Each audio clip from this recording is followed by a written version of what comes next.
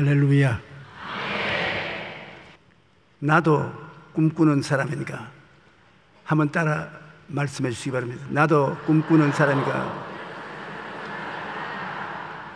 꿈꾸는 사람이 되기 위해 더 많은 지식이나 좋은 환경이 있어야만 하는 것은 아닙니다. 꿈이란 내일에 대한 소원과 바람을 마음에 품는 것이 꿈입니다. 아브라함은 나이 75세 갈대아 우르에서 하나님의 부르심을 받고 나가 가나안의 꿈을 마음속에 받아들였습니다. 아브라함이 재산이라고는 그가 마음에 품은 꿈이 전부였습니다. 나는 재산이 없습니다. 나는 인류 대학의 졸업장이 없습니다. 나는 전문적인 지식이 없습니다. 그렇게 말하는 사람들이 많이 있습니다. 꿈꾸는 것은 그런 것이 없어도 꿈을 꿀 수 있습니다. 재산이 없어도 꿈은 꿀 수 있습니다. 인류 학교의 졸업장이 없어도 꿈은 꿀 수가 있습니다. 여러분, 하나님이 여러분의 가슴 속에 꿈을 품을 수 있도록 우리를 만들어 주셨습니다. 성경에는 꿈이 없는 백성은 망한다고 했습니다. 꿈을 가지고 있으면 꿈이 우리를 이끌어가는 것입니다. 신앙과 생활에 성공한 사람은 남녀노소를 가리지 않고 꿈꾸는 사람입니다. 그렇다면 나도 꿈꾸는 사람입니까? 여러분은 오늘 꿈꾸는 사람입니까? 꿈은 현실이 아닙니다. 지금 내가 꿈속에 생활하고 있는 것은 아닙니다. 꿈은 우리 마음속에 삶의 목표를 제시합니다. 꿈이 없으면 살아갈 목표와 희망을 얻지 못하고 운명론자나 절망자가 되는 것입니다. 빌립보서 2장 13절에 보면 너희 안에 행하시는 이는 하나님이시니 자기의 기쁘신 뜻을 위하여 너희에게 소원을 두고 행하게 하시나니. 여기 소원은 꿈이란 말인 것입니다. 하나님이 마음에 소원, 뭘 소원하느냐, 그 꿈을 마음속에 두고서 여러분을 인도하신다는 것입니다. 시편 103편 5절에도 좋은 것으로 내 소원을 만족해 하사 내 청춘을 독수리같이 새롭게 하신도다. 너희 꿈을 이루어 주시오. 독수리가 날개치며 하늘로 올라가는 같이 큰 기쁨과 즐거움을 주시겠다고 말씀하신 것입니다. 19세기 영국의 작가이자 화가인 존 러스키는 목표 없이 살아가는 것은 나침반 없이 항해하는 것과 같다고 말했습니다. 바다에서 나침반이 없으면 항해를 하기가 힘든 것입니다. 인생이라는 바다에서 꿈이 없으면 성공적인 인생을 살아갈 수가 없습니다. 꿈이라고 하니까 대단한 나라와 세계를 뒤엎을 수 있는 그런 것만이 꿈인 줄 알았는데 그렇지 않습니다. 여러분, 하루하루 살아가는 생활 속에서 오늘보다도 내일에 더 아름답고 찬란한 생활을 그려보는 것입니다. 소원해보는 것입니다. 삶의 목표를 가진 사람은 건강하게 살 뿐만 아니라 더 오래 산다는 연구 결과가 나와 있습니다. 미국의 러시 대학 연구팀이 약 7년 동안 연구한 바에 의하면 인생의 목표가 분명한 사람은 알츠하이머 질환 발병 위험이 크게 낮아진 것으로 결론이 나렸습니다. 알츠하이머 병이라는 것은 무엇을 기억하지 못하고 자꾸 잊어버리는 치매를 말하는 것입니다. 꿈이 있는 사람, 목표를 가지고 인생을 사는 사람은 치매에 안 걸린다는 것입니다. 아무 생각도 없고 목표도 없이 멀레레 하고 있으면 치매가 다가오는 것입니다. 제가 서울의 모 병원에 3개월마다 한 번씩 건강진단을 하라고 해서 가서 건강진단을 하는 동안에 제가 물었습니다. 나도 치매에 걸릴 수 있습니까? 나는 목회 생활 50년이 넘게 했는데 치매에 걸려서는 안 되지요. 그러니까 의사가 가슴에 손을 얹고 웃으면서 하는 말이, 목사님은 치매에 안 걸립니다.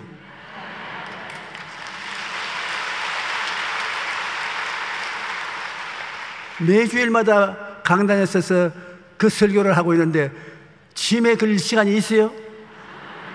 치매 걱정은 하지 마십시오. 그러나 우리가 나이를 먹어가면은 다 치매 걱정을 합니다. 자기 어머니 이름도 잊어버리고 자식 이름도 잊어버릴 때가 있습니다. 치매에 안 걸리려면 삶의 목표와 꿈이 있어야 되는 것입니다. 그 목표를 항상 바라보고 꿈이 이루어지기를 기도하러 나가는 사람에게는 치매가 다가오지 못합니다. 캐나다 칼튼 대학의 패드릭 힐 박사 이끄는 연구팀이 560명을 대상으로 14년 동안 연구를 했는데, 인생의 목표를 가지고 사는 사람이 그렇지 않은 사람보다 오래 산다는 결과가 나왔습니다. 뭐 오래 살면 특별 뾰족한 좋은 일이 있냐 그렇게 묻는 사람도 있지만은 기왕 태어났으면 오래 사는 게 좋습니다. 여러분께서 100살을 살면서 하나님을 잘 섬기고 이웃에 전도 열심히 하면 얼마나 가치가 있는 삶이 됩니까? 꿈이란 내 마음의 화폭 위에 이런 소원을 성취시킨 그림을 그리는 것입니다. 내 마음속에 아름다운 미래에 소원하는 바가 이루어진 모습을 그려놓는 것입니다. 언제나 제 가슴을 바라보면 그 아름다운 소원이 꿈이 되어 있습니다. 그게 이루어질지 안 이루어질지 모르지만 그 꿈이 이루어질 것을 기대하고 기도를 할 때 기도가 힘이 있는 것입니다. 꿈을 품지 않고 기도하는 것은 헛된 기도가 많습니다. 꿈을 품고 기도하면 그 기도가 이루어지는 것입니다.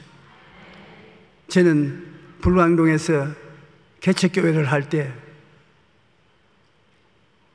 한국 최대의 교회를 하나님 영광을 위해서 세우려고 꿈을 꾸면서 기도를 했습니다. 그때는 꿈에 대한 것을 모를 때였습니다. 그럼에도 불구하고 마음속에 꿈을 품고 그 꿈을 바라보고 기도를 해야 된다고 생각하고, 제가 서울의 큰 교회 목사님 찾아갔습니다. 그때는 한국에서 그 교회가 제일 큰 교회였습니다. 그 목사님께 면회 신청을 했는데 하늘의 별 따기보다 힘들어요. 요사이 조용기 목사 만나기가 하늘의 별 따기보다 힘든다는 거예요.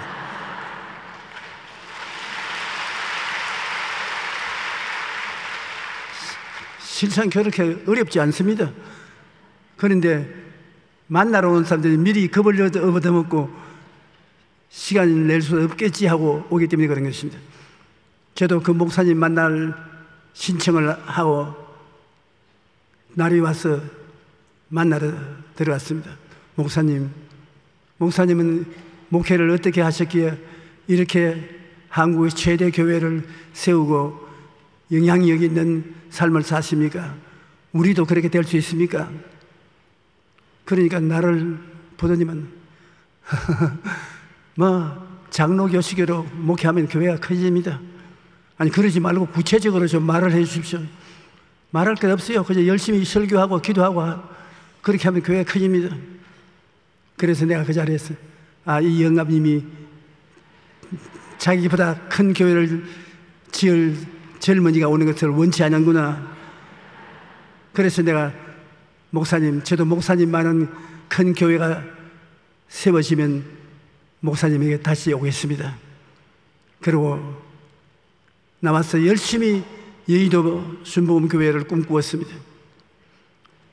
제가 오늘 또 여기 앉아서 찬송을 부르시는 여러분을 바라보고 조금만 꿈을 더 구체적으로 꾸었다면 이렇게 기둥이 많은 교회는 안 지었을 것인데 아주 멋지게 교회를 지었을 것인데 꿈이 적으니까 그것을 다 이루어지니까 할 수 없이 늘 교회당을 넓게 만들기 위해서 새로 기둥을 세우고 또 새로 기둥을 세우고 이래가지고서 떨어진 누더기 기워 입듯이 이렇게 교회를 만들어서 안 되었다 싶은 생각이 났습니다만 그래도 하나님이 꿈을 이루어 주신 것을 감사하게 생각했습니다.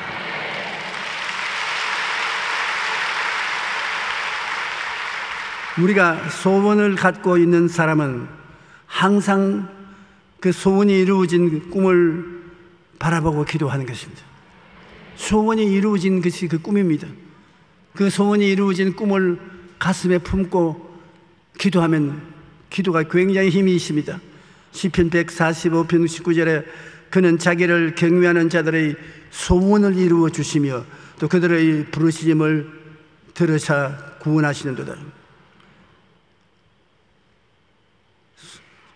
그를 경외하는 자들의 소원을 이루어 주신다. 이런 마음의 소원이 꿈입니다. 꿈을 이루어 주신다는 것입니다. 빌립보서 4장 6절에 아무것도 염려하지 말고 다만 모든 일에 기도와 간구로 너희 구할 것을 감사함으로 하나님께 아뢰라. 우리가 마음의 소원을 가지고 구하면 그것이 여러분의 꿈이 되는 것입니다. 하나님께서 소원의 꿈을 이루어 주시는 것입니다. 꿈을 가슴에 품고 기도를 해야 기도가 이루어지는 것입니다. 아브라함은 후손을 비유한 하늘의 별들을 바라보고 마음의 꿈을 분명하게 가졌습니다. 그는 오랜 세월 동안 꿈이 없이 기도만 했으나 꿈을 마음에 품고 기도하자 즉시 하나님께서 응답해 주신 것입니다. 아들을 달라고 10년을 기도했습니다. 10년을 기도했는데도 하나님이 아들을 주지 아니하셨습니다. 나중에 85세가 되어서 하나님 앞에서 낙심을 했습니다. 하나님이 자식을 안 주니까 우리 집에서 기른 종을 양자로 데리고 상속자로 삼겠다. 그러니까 하나님이 아브라함에게 응답받는 기도의 비결을 가르쳐 주었습니다. 저녁에 밖으로 나오라고. 밖에 나오니까 하늘을 쳐다보고 별들을 헤아리라. 별들을 헤아리니까 내 자손이 제 별들처럼 많을 것이다. 마음속에 별들이 다 꿈으로 들어왔습니다. 하나님께 아들을 달라고 기도하니까 이젠 아들이 구만리장천 저 멀리 있는 것이 아니라 내 가슴 속에 들어와서 꿈으로 그게 있습니다. 아버지 아브라함이여. 그 소리가 가슴 속에서 울려나는 것입니다. 그는 감동했습니다. 믿었습니다. 그러자 100세 아들을 얻게 된 것입니다. 꿈을 가지고 기도하라. 작은 꿈이라도 확실히 마음에 꿈을 가지고 기도하라. 바라봄의 법칙이라고 말합니다. 바라보면서 기도해야 돼요. 하나님께서 아브라함에게 땅을 줄 때도 동서남북을 바라보라. 눈에 보이는 그 땅을 내가 내 후손에게 주리라. 바라봐야 돼요. 바라봄의 법칙입니다. 여러분 적은 것이라도 바라보고 하나님께 기도하면 하나님이 믿음도 주시고 꿈이 이루어지게 하는 것입니다. 아무것도 바라보지 않고 입술로만 기도하면 하나님이 응답해 주지 않으시는 것입니다. 창세기 15장 4절 5절에 보면 야훼의 말씀이 그에게 임하여 이르시되 내 몸에서 날짜가 내 상속자가 되리라 하시고 그를 이끌고 밖으로 나가 이르되 하늘을 우러러 무별을 셀 수 있나 보라. 또 그에게 이르시되 내 자손이 이와 같으리라. 어떤 사람들이 내게 와서 목사님 꿈을 어떻게 꿉니까? 어떻게 꿈을 가집니까? 그래서 내가 하는 말은 성경에 기록된 하나님의 약속의 말씀이 모두 다 당신의 꿈이 될 수 있습니다. 마음에 감동을 갖고 그것이 이루어지기를 마음에 작정하고 이루어진 모습을 마음속에 꿈으로 간직하고 기도하면 꿈이 있는 곳에 믿음이 생겨나고 믿음이 생겨나는 곳에 기적이 일어나는 것입니다. 우리는 천막 육신의 장막집을 가지고서 늘 자기 장막집만 바라보고 기도를 합니다. 이 장막집 밖으로 나와야 됩니다. 육신의 감각적인 세계를 벗어나서 성경에 기록한 말씀을 꿈으로 받아들이십시오. 성경에 7,000여 개의 약속이 있습니다. 그냥 약속 아니라 7,000여 개의 약속이 있는 거죠. 그 약속을 받아들이면 여러분 일일이 다 꿈이 될 수 있습니다. 그 꿈을 갖고 기도하면 하나님의 역사가 일어나게 되는 것입니다. 이스라엘 백성이 가나안 땅 정복을 위해서 홍해서를 건너고 가나안 땅 바로 가차온 데 왔습니다. 12 종파를 거느리고 모세가 한 종파에 한 사람씩 대표를 세워서 가나안 땅을 수파해하고 돌아오게 하는 것입니다. 10명은 인본주의적 관점을 가지고 정탐하고 그 때문에 불가능의 환경을 뚜렷이 바라보고 꿈을 잃어버린 사람들이 있습니다. 12명의 정탐꾼을 보내되 그 중에 10명은 마음에 하나님에 대한 살아있는 믿음이 없었어요. 할 수 없다, 안 된다, 손 털어라, 그러한 마음을 가지고 있었습니다. 절대로 안 될 거다. 그러므로 그들이 가서 본 것은 안 되는 것만 보았지 된 것은 보지 않았었습니다. 민수기 13장 31절로 33절에 보면 그와 함께 올라갔던 사람들은 이르되 우리는 능히 올라가서 그 백성을 치지 못하리라. 그들은 우리보다 강하니라. 엄청난 잘못된 보고를 했습니다. 하나님 없이 바라본 것은 할 수 없다, 안 된다는 보고밖에 없습니다. 그 백성을 치지 못하리라. 그들은 우리보다 강하니라 하고 이스라엘 자손 앞에서 정탐한 땅을 악평하여 이르되 우리가 두루 다니며 정탐한 땅은 그 주민을 삼키는 땅이요 거기서 본 모든 백성은 신장이 장대한 자들이며 거기서 네피림의 후손 아낙 자손 그들을 보았나니 우리는 스스로 보기에도 메뚜기 같으니 그들이 보기에도 그와 같았을 것이라. 메뚜기 철학을 가지고서 자기들은 가나안 땅 주민들과 상대가 안 된다. 그래서 그들의 보고를 들은 백성들은 땅을 치고 통곡을 하고 우리 애굽으로 돌아가자. 모세를 제껴뿌리고 쿠데타를 일으켜서 우리가 새로 지도자를 세워서 애굽으로 돌아가자고 하는 것입니다. 정말로 잘못된 정보는 비극을 가져올 수 있는 위험을 가지게 되는 것입니다. 그러나 그 정탐꾼 중에 여호수아와 갈렙은 하나님을 모시고 정탐을 했으며 할 수 있다는 관점에서 정보를 접수했습니다. 여호수아와 갈렙은 마음속에 하나님이 있는 백성이었습니다. 하나님과 함께 하시면 능치 못하심이 없다는 것을 그들은 알고 있었습니다. 그들은 무엇을 하는지 할 수 있다, 하면 된다, 해보자, 하나님이 같이 계신다, 긍정적이고 적극적인 사고방식을 가지고 있었습니다.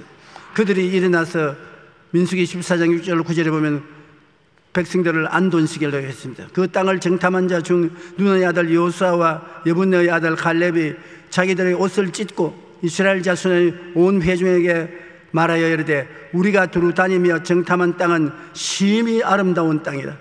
야훼께서 우리를 기뻐하시면 우리를 그 땅으로 인도하여 들이시고 그 땅을 우리에게 주시리라. 이는 과연 젖과 꿀이 흐르는 땅이니 다만 야훼를 거역하지 말라. 또 그 백성을 두려워하지 말라. 그들은 우리의 먹이라. 다른 번역으로 말하면 그들은 우리 밥이라. 그들의 보호자는 그들에서 떠났고 야훼는 우리와 함께 하시느니라. 그들을 두려워하지 말라. 똑같은 사항을 40일 동안 정탐하고 난 다음 보고가 이렇게 다릅니다. 10사람의 보고는 우리는 그들 앞에 메뚜기 같다. 그런데 여호수아와 갈렙은 그들은 우리 밥이라. 가서 먹으면 되는 것이다. 하나님 우리와 같이 계시니 들어가서 점령하자. 그러니까 백성들이 그 말을 듣고 회개를 하는 것 대신에 돌멩이를 들어서 둘을 쳐 죽이려고 그랬습니다. 네가 어디에 와서 거짓말을 하냐? 쳐 죽이려고 했는 것입니다. 긍정적이고 적극적인 생각을 해야 하나님과 같이 행동할 수 있는 것인데 10사람은 하나님 없는 인생을 살았습니다. 그러므로 보고하는 것도 하나님 없는 보고를 했습니다. 여호수아와 갈렙은 하나님을 모시고 살았기 때문에 하나님 모신 그 지식 속에서 정탐을 했으므로 할 수 있는 모든 것을 정탐할 수가 있었던 것입니다. 여러분, 우리 한국도 지금 이만한 발전을 하고 살게 된 것은 할 수 있다, 하면 된다, 해보자 하는 지도자들이 있어서 우리 국민에게 긍정적이고 적극적인 삶의 태도를 취하도록 했기 때문에 이대로 사는 것입니다.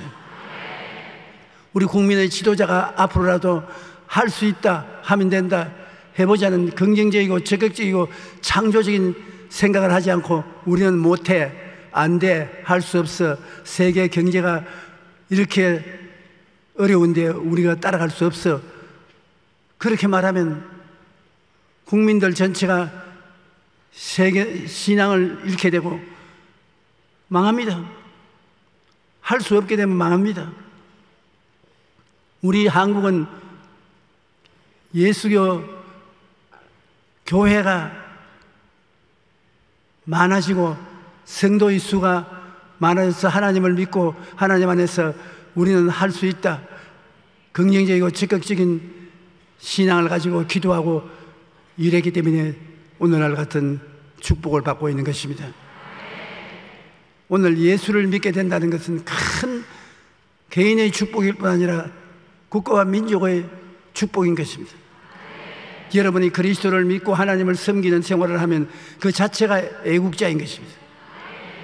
앞으로 더욱 우리가 열심히 전도하고 하나님을 모시고 섬기고 하나님과 함께하는 우리 한국을 만들어내 되시기를 주님 이름으로 축원합니다. 하나님이 우리와 같이 계시면 무엇을 두려워할 것이겠습니까?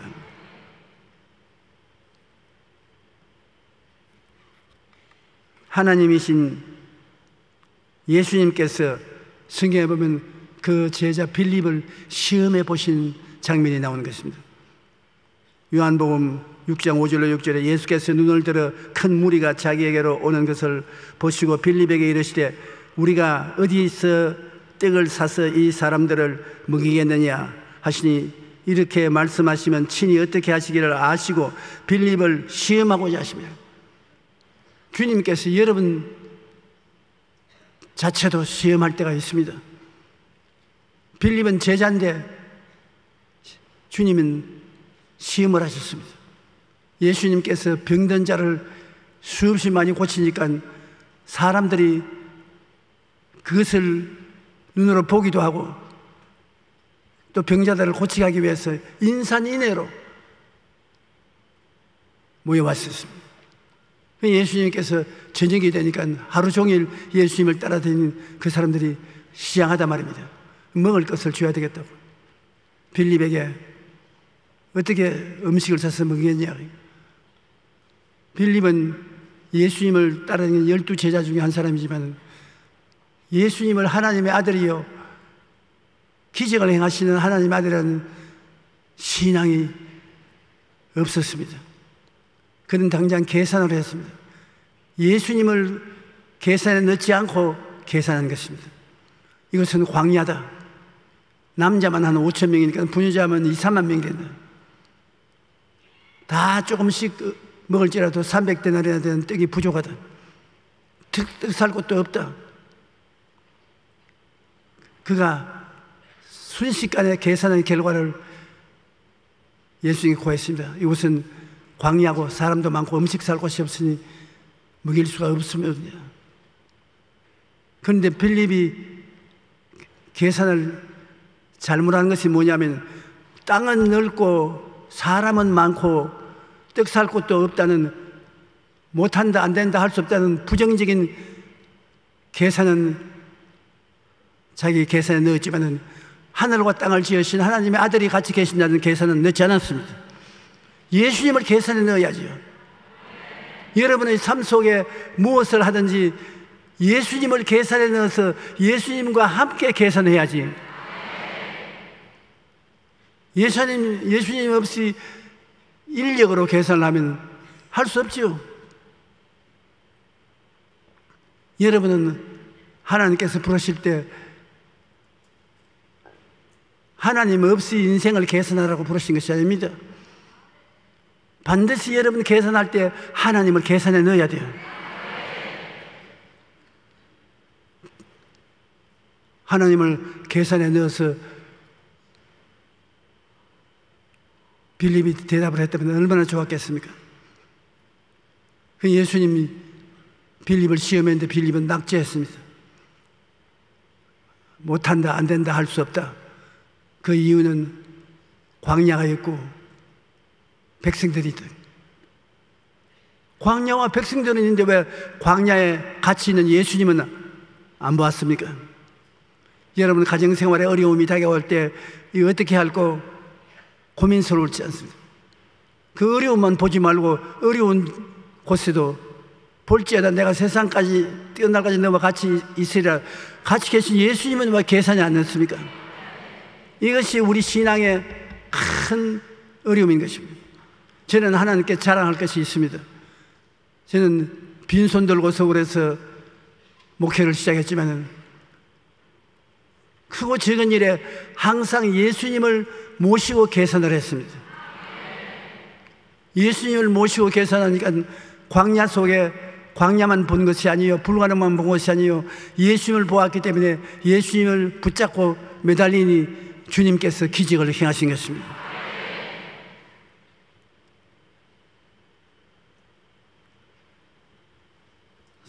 사람이 아무리 많아도 그 때문에 예수님이 먹일 것을 못 먹일 리가 없습니다.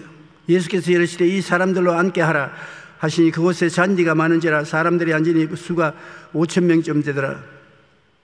남자만 한 5,000명, 부녀자 수만 명이 되는데 음식을 살 곳도 상점도 돈도 없다고 없는 것을 바라본 빌립을 생각하니 기가 막힙니다. 여러분 어떠한 일을 당해도 없다 인생이 되지 마시기 바랍니다. 예수님이 함께 계십니다.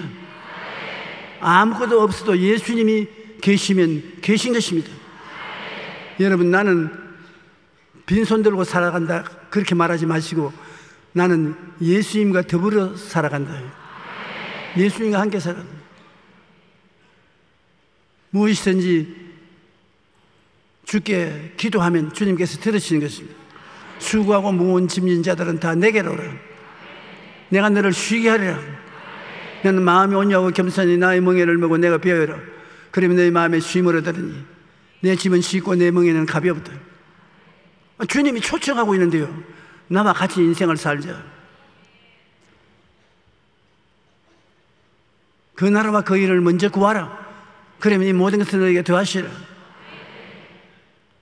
여러분 우리의 생활에 절대로 잊지 말아야 될 것은 예수님을 바라보는 눈길을 옮겨서는 안 되는 것입니다. 이 세상에 없는 것은 항상 있어요. 가난한 자도 늘 있고 병든 자도 늘 있고 어려움에 처한 사람들도 늘 있습니다. 그러나 예수님도 우리와 늘 같이 계시다는 것입니다. 너희 두세 사람이 내 이름으로 모인 곳에 나도 너희 가운데 있겠노라. 가정 예배가 왜 중요합니까? 가족들이 모여서 기도하면 그 가운데 예수님이 함께 하심으로 모든 짐을 예수님께 기도하고 맡기면 주님께서 가정의 문제를 해결해 주시기 때문인 것입니다.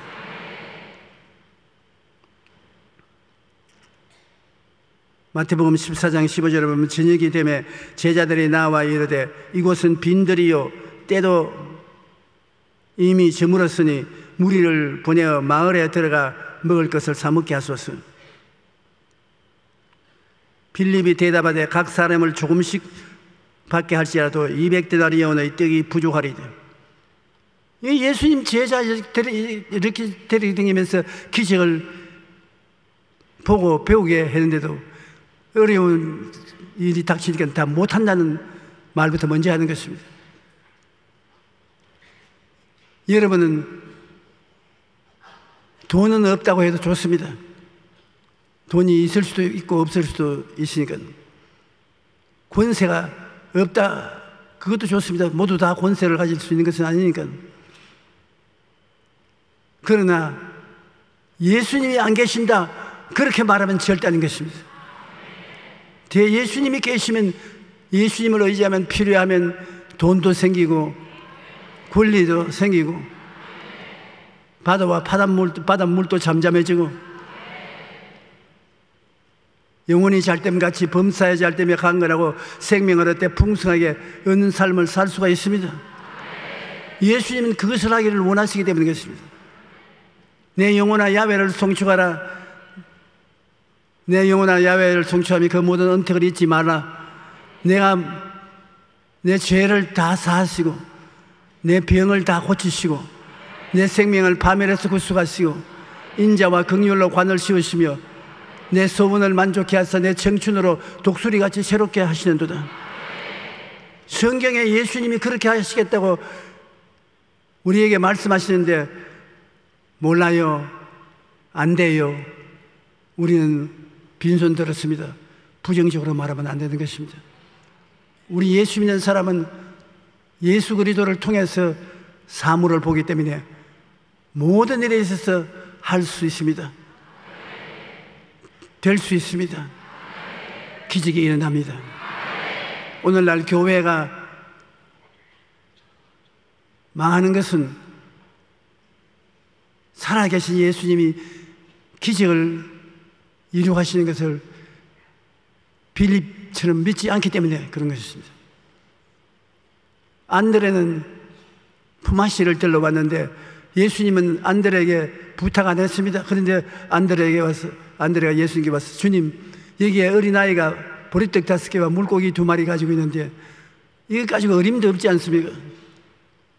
안드레는 그래도 희미하게 예수님을 기적을 행하는 하나님으로 인정을 했습니다. 전에 인정도 안 했었으면 보리떡 5개, 물고기 2마리도 가지고 안 왔죠. 그런데 품앗이를 들러왔어요. 주님, 묻지도 않았는데 안드레는 여기에 보리떡 5개와 물고기 2마리를 가진 소년의 점심 도시락을 가지고 왔습니다. 이게 가지고 무엇이 되겠습니까? 그러나 주님은 어떻게 좀 할 수 있을지 싶어서 가지고 왔습니다.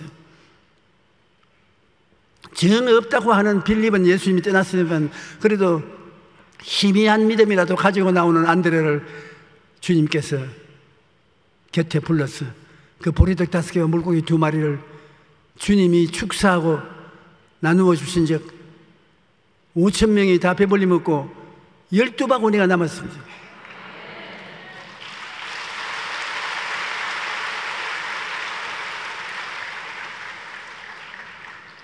야차,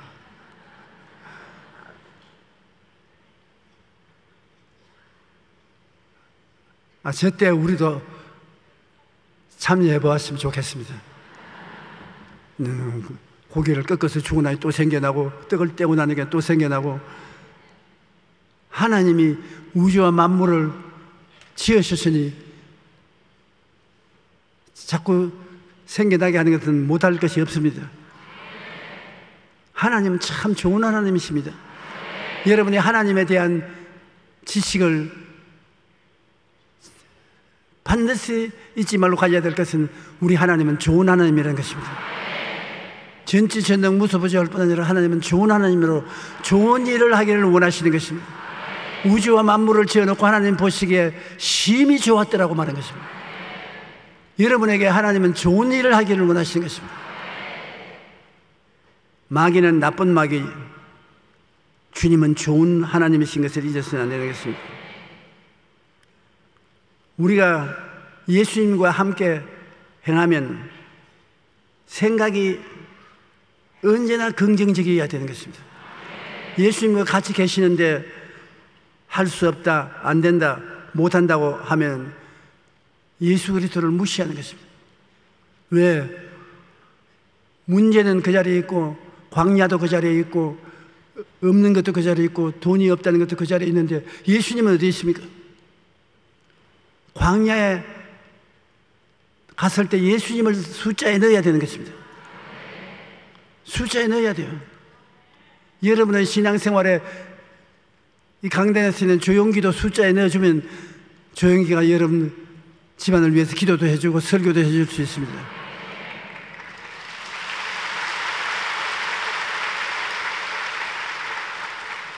그러나 여러분께서 조용기 목사 이제는 은퇴도 하고 기운도 없어 보이니까 소용이 없다. 우리끼리 해보자. 잘 할 거예요. 그러나 제가 기도를 해드리면 좀 더 잘 될 것입니다.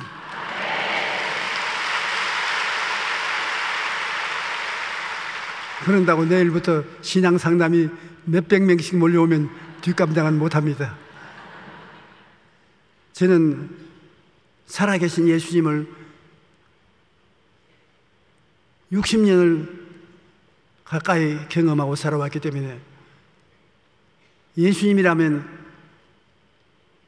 그 향기로운 그리스도의 냄새가 기가 막힙니다. 여러분, 제가 말씀을 안 드렸습니다만 예수님을 모시고 기도하고 찬송하고 어딘데 강단에 올라오면 그 향기가 예수님의 이름에 넘쳐나오는 향기가 너무 기가 막힙니다.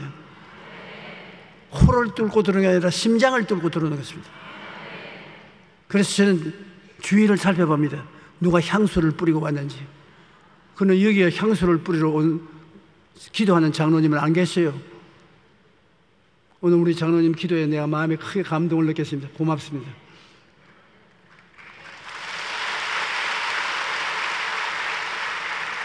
근데 예수님이 오시면 마음속에 멋있는 향기가, 그런 향기가 날 수가 없어요. 그럼 내가 늘 하나님께 기도합니다. 하나님, 이 향기 저만 맡게 하지 마시고 우리 성도들도 좀 맡게 해 주시옵소서.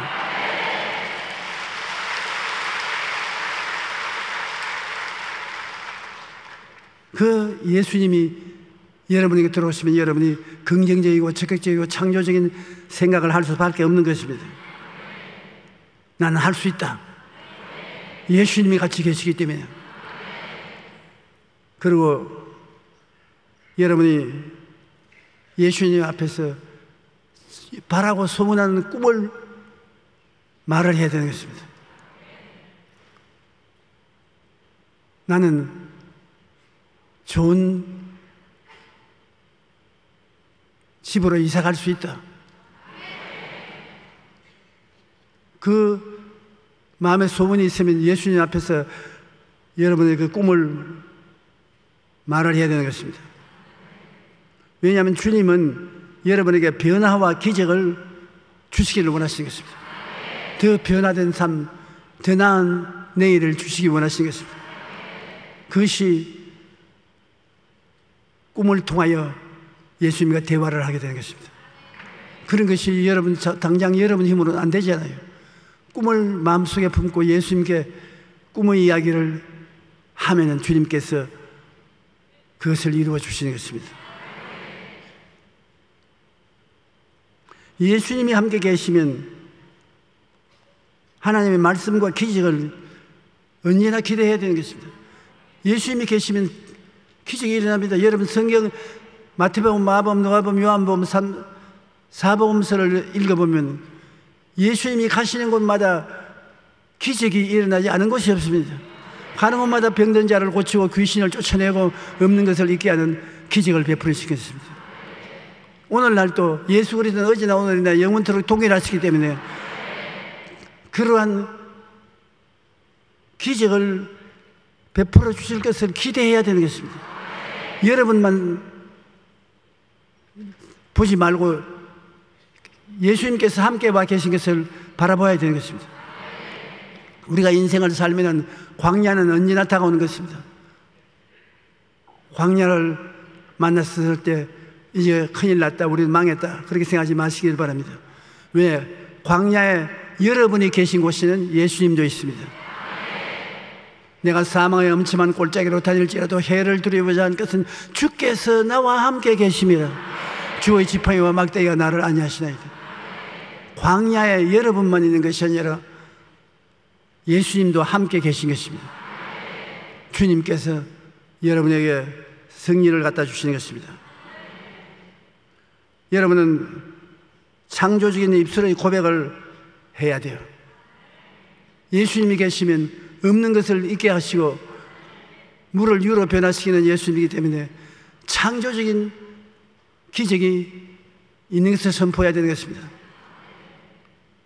예를 들어 말하면 제가 길을 가다가 몸이 괴로워서 고통을 당한다면 나는 예수님께서 나와 같이 계심으로 건강하다, 나는 튼튼하다, 나는 치료받았다, 생명력이 있다, 그렇게 창조적인 말을 하면 그것이 실제 힘이 되어서 여러분 몸에 생기가 넘쳐나게 되는 것입니다. 할 수 있다, 하면 된다, 해보자. 창조적인 선언은 굉장히 필요한 것입니다. 주님께서 우리에게 귀신을 쫓아내며 새 방언을 말하고 뱀을 집으며 무슨 독을 마실지도 해를 받지 아니하고 병든 자에게 손을 얹은 적 나으리라고 말씀했는데 그것이 다 우리 입으로 창조적인 명령을 하라는 것입니다. 너희 죄는 물러가라, 너희 귀신은 물러가라, 너희 질병은 나을지어다, 너희 가난은 물러가라. 부정적인 세력은 예수 이름을 물리칠 때 여러분 말이 하나님의 능력이 되어서 하나님의 은혜가 넘치게 만들어 주시는 것입니다. 창조적인 입술의 고백이 여러분 굉장히 중요한 것입니다. 꿈을 마음속에 그리는 것은 우리의 인생을 달라지게 하는 것입니다.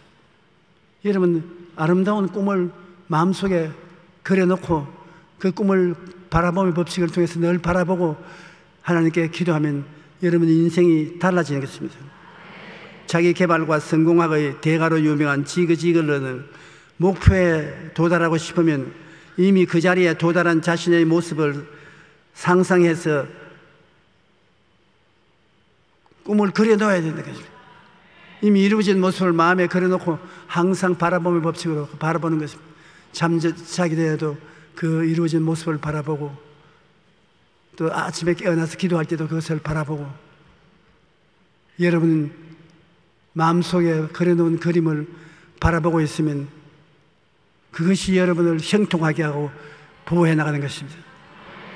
요셉이 종으로 풀려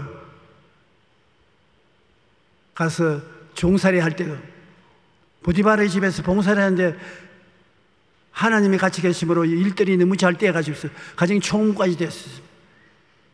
근데 요셉은 꿈을 항상 바라보고 그 꿈으로 인해서 하나님께 감사했는데 그 꿈이 요셉을 보호해주고 이끌어준 것입니다. 여러분이 꿈을 품고 바라보면 꿈이 여러분을 이끌어주시고 이루어지게 만들어주는 것입니다. 사람들은 생각하기를 내가 마음속에 꿈을 품으니 내가 이거 이루어지게 해야 되겠다, 어떻게 해야 이 꿈을 이루고 발버둥을 치는데 그렇지 않습니다. 꿈을 마음에 품고 바라보면 꿈이 여러분을 이끌어주는 것입니다. 꿈이 여러분 가야 될 곳에 가게 만들어 주시고 만나야 될 사람 만나게 해 주시는 것입니다. 그만큼 꿈은 위대한 힘을 가지고 있는 것입니다. 목표에 도달하고 싶으면 이미 그 자리에 도달한 자신의 모습을 꿈꾸어서 마음속에 그려놓아야 되는 것입니다. 프랑스의 작가인 앙드레 말로는 오랫동안 꿈을 그리는 사람은 마침내 그 꿈을 닮아간다고 말하는 것입니다. 마음에 분명한 꿈을 가지고 있으면 삶의 자세가 달라지고 결국 삶의 모습도 달라지게 되는 것입니다. 그런데 꿈을 마음에 그리는 가장 좋은 방법 중에 하나는 여러분이 종이를 내서 손으로 그 꿈을 기록하는 것입니다. 목표를 기록하지 않는다면 당신은 아직 뿌려지지 않은 씨앗만 가지고 있는 셈입니다. 씨앗만 가지고 있으면 사기 놓고 잎이 피지 않지 않습니까? 꿈은 씨앗을 뿌려놓은 것과 같은 것입니다. 제가 반평생을 세계 여러 곳에 가서 교회 성장에 대한 강의를 하는데 반드시 내가 하는 말이 있습니다. 당신들은 교회 성장을 하기를 원하면 종이에 기록을 하라. 앞으로 5년 동안에 1000명의 교회를 만들겠다. 2000명, 5000명, 10,000명 그 목표를 기록해서 그것을 벽에 붙여놓고 화장실에 붙여놓고 책상 앞에 붙여놓고 그 꿈을 바라보아라. 나의 힘으로 안 되지만은 하나님 성령의 능력으로 제 꿈이 이루어질 줄 믿습니다. 꿈이 여러분 그것을 이루도록 이끌어가는 것입니다. 제가 오스트라리아에 가서 세미나를 하는데 마지막 날 목사님들에게 교회 성장을 위해서 5년 이후에 어떠한 교회가 되겠다는 꿈을 기록하라고요. 모두들 와 웃어요. 오스트라리아에는 그런 거 하면 안 됩니다. 오스트라리아 사람들은 도박을 좋아하고 스포츠를 좋아하기 때문에 주일날 놀러가서 교회 안 나옵니다. 그래서 그러면 무엇 때문에 세미나 했습니까? 교회당 지을 필요도 없지 않습니까? 다 도박하러 가고 스포츠 하러 갔으니까 문 닫아버려야지. 무조건 하고 종이 가져오고 연필 가져와서 적자고. 그래서 제가 기도한 같이 하고 적어서 내놓으라야지. 종이를 가져왔는데 보니까 200명, 300명, 500명, 1000명도 안 돼요. 아주 꿈을 안 가져요. 그런데 그게 목사님 한 분은 5,000명을 적어 나왔어요. 사람들이 전부 다 웃었습니다. 나는 안 웃었어요. 하나님 앞에 5,000명이라는 꿈을 꾸었으면 5,000명이라는 꿈이 이끌어가는 것입니다. 꿈이 그 목사님과 환경을 이끌어가는 것입니다.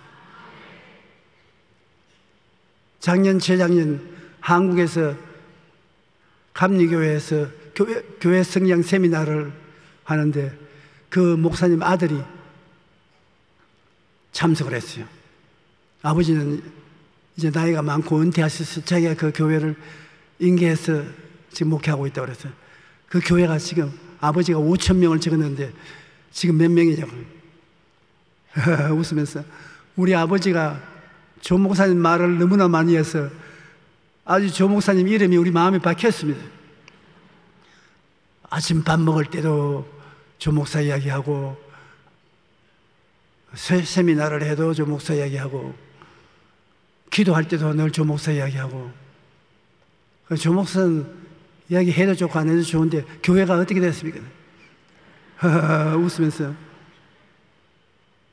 내가 아버지가 5,000명을 적었는데 5,000명 되었습니까?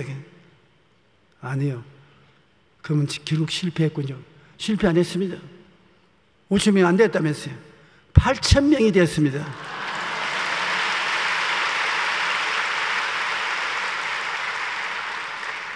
우리의 온갖 구하는 것이나 생각하는 것에 넘치도록 능히하시는, 그러므로 기록해야 돼요.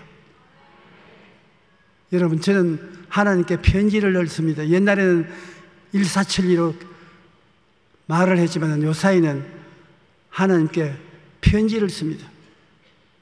오늘도 또 집에 돌아가면 오늘 예배 본 사실을 편지를 쓸 거예요.